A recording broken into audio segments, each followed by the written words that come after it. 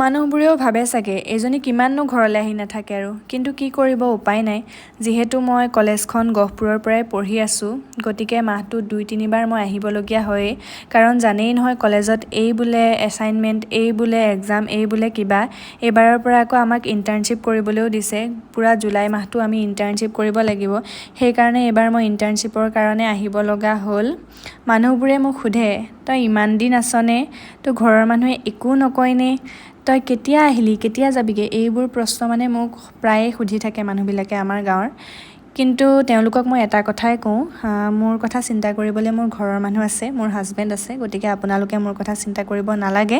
আপোনালোকে নিজৰ ঘৰৰ কথা চিন্তা কৰক। মোৰ হাজবেণ্ডৰ মতে মই পঢ়ি শুনি কিবা এটা কৰাটো তেওঁ বিচাৰে। কাৰণ আজিকালি নিজে কিবা এটা নকৰিলে হাজবেণ্ডে যিমান পইচা ঘটক বা যিমান যি কৰিলেও লাভ নাই, নিজৰ পইচা সদায় নিজেই।